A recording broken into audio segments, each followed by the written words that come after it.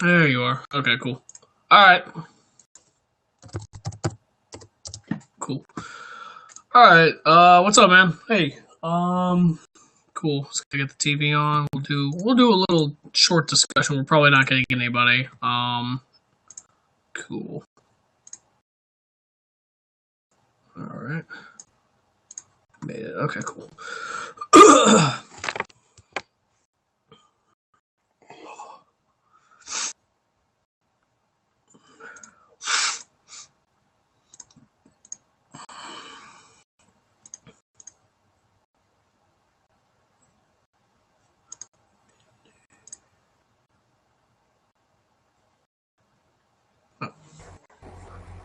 Ah! Hey, there we go. I'm here. Sweet. What's up, man? Just watching the Weather Channel until SmackDown comes on. All right, cool. Bye. I'm just kidding. It's either that or Exciting. like Tosh Point or something really really stupid like that. Because Futurama's not on and South Park's not on. I gotcha. So they got the weather to preoccupy you. Is it raining where you are? It's raining where I am. Not yet. That's supposed to happen overnight and into tomorrow morning. Gotcha. Okay, cool. All right. Yeah, you're kind of cutting in and out, but it should work. It should work fine. So we'll do a little discussion. We got about 50 until the show, about 20 minutes. So this is streaming on YouTube. Shut the fuck up. Bleacher Report. God damn it. Okay, cool. Anyway, let's see. So I guess we'll start. All right. Anyway, let's do a little just brief intro. What's up, guys? This is Sean, and that's Jeff. Say hi, Jeff. Hi, Jeff. My name's Jeff. All right. What's Well, going- anyway, What's going on, everybody? It's great to be here on the Drunken Fools of Wrestling podcast. yes, good to have you. Finally, we definitely need to do this again next week if Sammy can make it. But yeah. So welcome to the Join for Wrestling podcast. Today we're doing We're doing a lightning round today to talk about last night's Raw. We'll do a little bit of SmackDown discussion. First, let's talk about Raw. Let's go ahead and breeze right through this. Last night, first one was the contract signing. What were your thoughts on the Samoa Joe contract signing? I think the contract signing is fine, but I'm not a fan of Roman Reigns walking out and claiming his stake on the yard, as he called it. Yeah, that's what killed it for me. Bleacher Report gives this an A. I give this a B plus, just because Roman Reigns is a B plus player. It was good until Roman came out, so there was really no reason for this. Samoa Joe is the hottest signing WWE's going to have alongside, like Finn Balor and stuff like that. I've been waiting for Samoa Joe. I was so fucking excited, and then Roman comes out, and it pissed me the fuck off. So WWE needs to decide. They need to make decisions about this. They need to decide where to put Roman and where not to put Roman. And they need to keep Roman the fuck away from new talent. So this was a big, big faux pas. But, To me, Roman Reigns should have been heel like 2 years ago when the Shield broke up. 2 years. Yeah, I mean, exactly. Ever since the Shield broke up, they're obviously seems like they're trying to do damage control and make him a heel now. But what I don't understand is why wait to do that now instead of doing it then? Because now he just seems out of place. Like he's just there taking space up from Samoa Joe, Seth Rollins, Triple H, etc. Excuse me. I agree with you there. That's a good way to put it. He's taking up space. There was no reason for him to be the 30th entrant in the Royal Rumble. There was no reason for him to come out and have a match with Samoa Joe. They had a decent match, don't get me wrong, but the ending where they made Samoa Joe look weak by having Braun Strowman interrupt fucked it up. I mean, I'm actually cool with Braun Strowman because the WWE needs a huge monster guy that's not Big Show, because let's face it, he's like 50 years past his prime. And it's... I just like him, okay? Maybe maybe it's the North Carolina that he's from that I like so much. I don't know. No, I don't hate Braun Strowman at all. I like Braun Strowman a lot. Me and him go to the same beard shop, but no, I have no problem with Strowman. I like him a lot, but yeah, no. Here's the thing, though. There's not really a need for them to have the big guy anymore. WWE loves the big guys, though. So I guess if you're gonna have a big guy, though, I like Strowman. Am I looking forward to Braun Strowman versus Roman Reigns? No. No, I would actually rather see Braun Strowman versus the Big Show, just because they're two huge guys that basically encroach on each other's territory as big guys. I agree, and I think they should have been building on that ever since the Rumble. They had a little confrontation at the Rumble. I know you didn't watch it, probably, right? I did not watch the Rumble, but I did watch Raw the following week. You heard about it. Yeah, they had a little confrontation at the Rumble. They should have built on that and had a few. They should have been having a match at Fastlane, yeah. What I don't understand, though, is, and this is just kind of a hypothetical long shot here, but what if, I mean, the Big Show and Braun Strowman, they start feuding, and then Mark Henry all of a sudden for no reason, just because he's got history with Big Show too. Yeah, but no more. Big Show and Mark Henry have done more than their fucking share. I've had enough of them. I agree, but I'm just saying, what if? Like, what if WWE said, oh, we got these three big guys, let's throw them together for no reason? Yeah, but Vince McMahon has done that already so many times. I mean, if they were to do it as a send-off to Show and Henry, maybe. No? Yeah. I mean, there really should only be one big guy in the WWE roster, and I fully believe that needs to be Braun Strowman. Oh, of course it is. Yeah. Yeah, one's already enough. But yeah, no, I mean, if they were to have a send-off for Show and Henry, like, this is it, this is finally it, but it seems like they're going to do that Big Show Shaq thing at WrestleMania, which even you were like, what the fuck? Yeah, didn't they do that at WrestleMania, what, 30, 31 or something? 32? 32. Last WrestleMania. They teased it. Yeah. Just why? Because Vince McMahon loves celebrities. He fucking voted for a celebrity for president, obviously. So anyway, but we won't get into politics. Let's go ahead and move along. Let's go to the next match, which was Bayley versus Nia Jax. Bleacher Report gives this one a B. What's your grade on this one? Well, as was revealed on Raw last night, and I told you about this, Sean, Nia Jax is a monstrous 272 pounds. She owns 1.5 million powerlifting records, according to Michael Cole. And putting Nia Jax against somebody half her size, I guess is cool, but... But they don't have any other women that size, though. That's why. Exactly. Yeah. I mean, if they really want to make Nia Jax, I guess, more believable to me, they need to have her go 2-on-1 or 3-on-1 with a couple of people. Just to which she did a couple times. Didn't she have a 2-on-1 a couple times? Yeah. I think once or twice she has. At least once, yeah. At least once, yes. But yeah, I mean, the thing about... Sorry, go ahead, sorry. It just... She's ruined Sasha Banks' leg, at least for the time being. Yeah. So what is she going to do? Feud with Bayley until Bayley may or may not take the championship from Charlotte on a non-pay-per-view day? Well, Bayley actually, I don't know if you saw, but next week on Raw, Bayley actually has another title shot. Yes, she does. I did see that. So I don't think... So, well, here's the thing. Since it's not a pay-per-view, I could see Bayley taking the title next week. And I hope she does, because she deserves it at this point. She's beaten Charlotte at least once. Twice now. Twice? Yeah. I was going to say once or twice, but I wasn't sure of the exact number, so... Yeah, they didn't really have... I don't think they Bayley and Charlotte didn't really have too many proper feuds in NXT. I think it was mainly Sasha and Charlotte. Bayley had amazing feuds with Sasha and Nia Jax in NXT. Here's the thing about Nia Jax. If she's booked right and done right with Bayley, they had legendary matches in NXT together, Bayley and Nia Jax. That's why they're doing this again. Yeah, but this is Raw's writers we're talking about. They aren't exactly the brightest. Right, this is different. So they need to... Yeah, I don't think they should feud very much longer.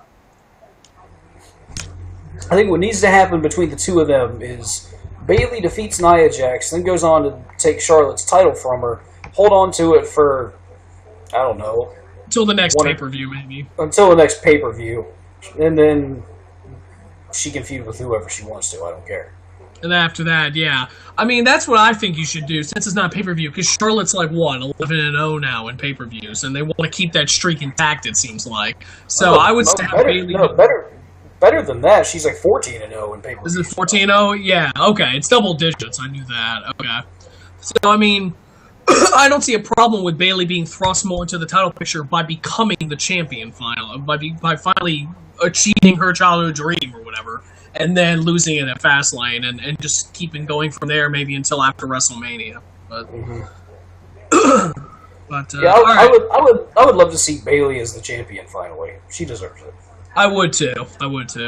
Moving on, we got about 10 minutes. I don't think there's much to say about the Strowman versus 4 guys thing, so we'll move on. Is that cool with you? Yeah, Braun Strowman terrorized. Let's move on. Yeah, there's nothing to say about that. Bleacher Report gives it a D. Moving on, though, this is a match I was really, really excited about. Was Akira Tozawa versus Drew Gulak. What did you think of this? That was a really, really good match. I don't really watch a whole lot of cruiserweight stuff, but seeing Akira Tozawa go up against Drew Gulak, great power versus technicality match. Mm-hmm, for sure. Akira Tozawa, if you ever get a chance to go on, it might be on YouTube now, the Cruiserweight Classic from last summer, Akira Tozawa eventually lost to TJ Perkins, I think. But Akira Tozawa had amazing matches. The guy's legendary. That suplex he does is probably the best suplex I've ever seen. Yeah, he's. I think it was stated that he was the 3rd graduate of the Dragon Gate promotion.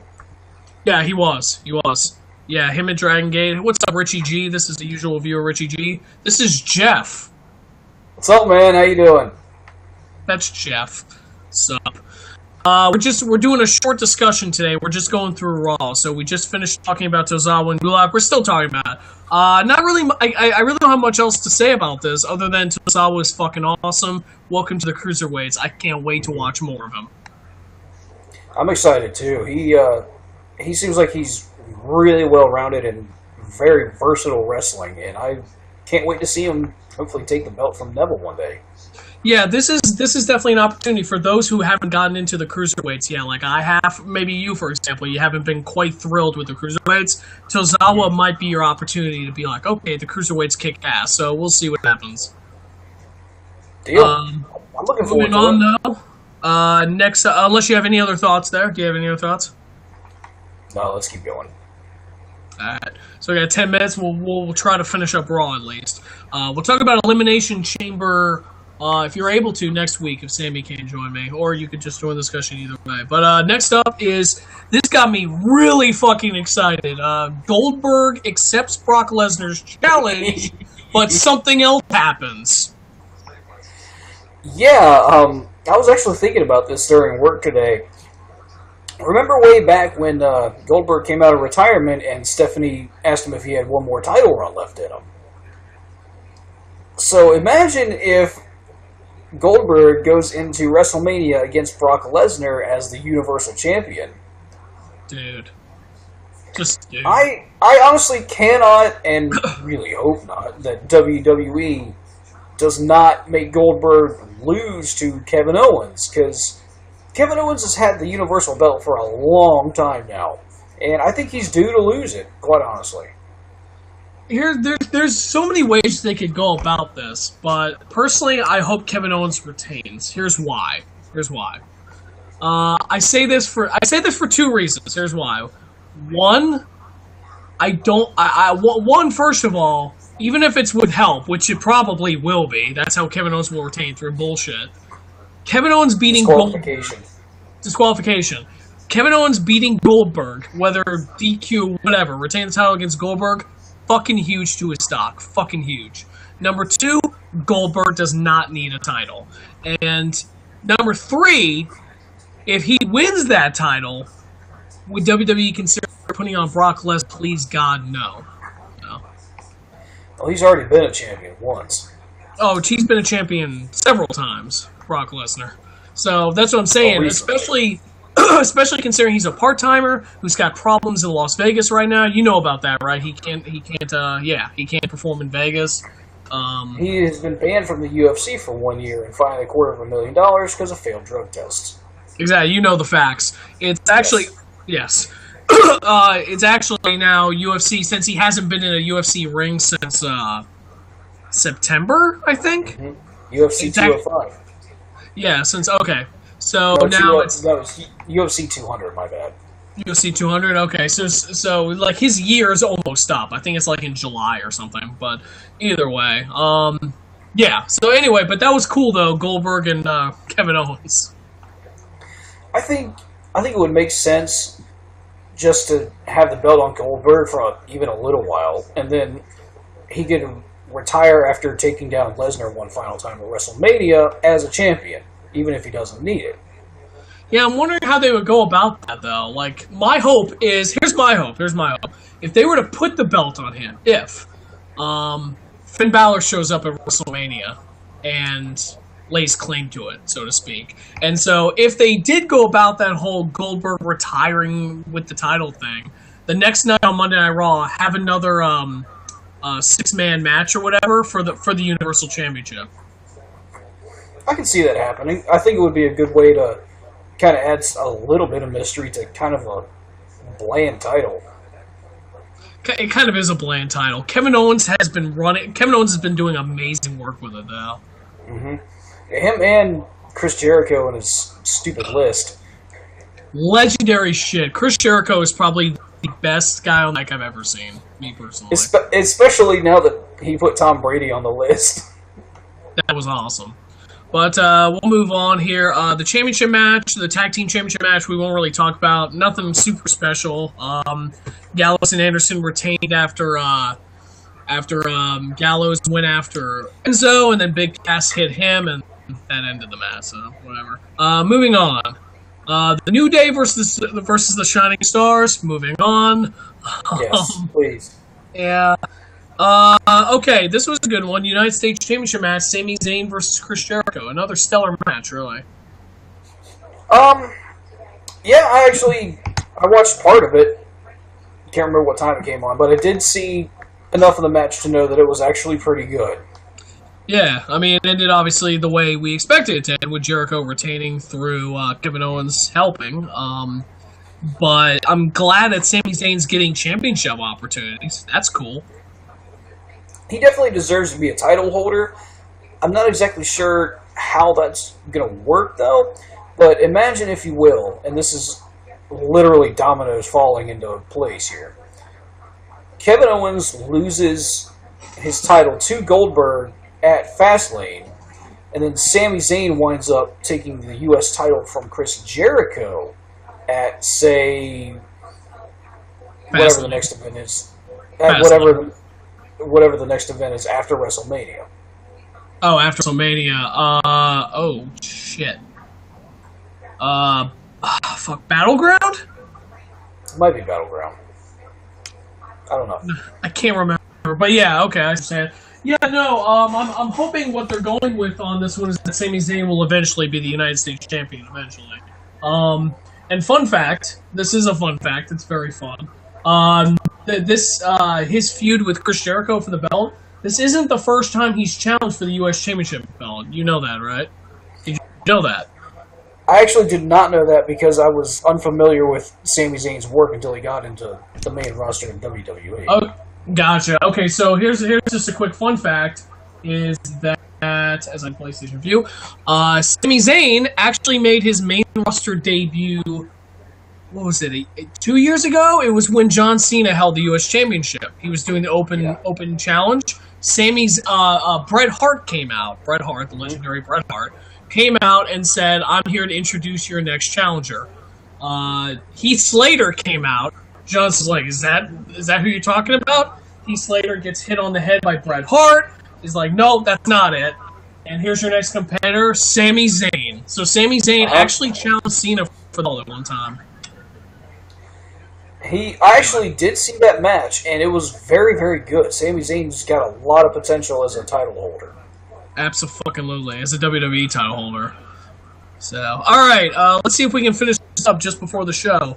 Austin Aries interviews Neville, and then all the fucking cruiserweights come out. And probably the best thing, I know it's silly, but the best thing about this was Austin Aries saying the phrase, "And here comes Tony Nese's abs." I heard that. That was amazing. Here comes Tony Nese's abs. I fucking love Austin Aries so much. I can't wait until he's okay again to wrestle. That was probably the highlight of that quote unquote interview that he was trying to have with Neville. Oh, dude, Austin Aries. Austin Aries' work in NXT was legendary. And you know what happened to him, right? Why he can't wrestle right now? I'm guessing injury of some kind. Yeah, so you know why he wears... So here's why he wears those glasses. He wears those glasses. He had a match for the Dusty Rhodes Tag Team Classic in NXT. He got popped in the eye. I think landed on it. I think he landed on his eye, like on the mat. So his eye was like... he's lucky to still have it, basically. So I think they gave him 6 months. And it's probably been like 3 months now, so he's still got a while. Yeah. But, here's hoping he comes back soon. Here's hope, exactly. And hopefully he goes up to the main roster soon. So the 6-man tag match was okay. I didn't watch much of it. I'm looking forward to it take place more, I think, next week. But so we'll move on. And then last but not least is Roman Reigns versus Samoa Joe. I did not watch that match because I had early shift at work this morning. Okay, you had to go to bed, yeah. Unfortunately. But, yeah, that's just why. It was, for all the crap I give it, though, it was a great match. They were, boom, back and forth, doing everything. Samoa Joe did his Superman punch bullshit twice, I think. Still couldn't, like I said, the match was good up until the fact that Braun Strowman came out and kind of ruined Joe's momentum, so to speak, because Roman got distracted and then Samoa Joe got the pin through help, so. Sure, yeah. I mean, he's got to win somehow, right? Yeah, I just didn't like the way it happened, but anyway, well, that's Raw in a nutshell. So now it's time for SmackDown, so...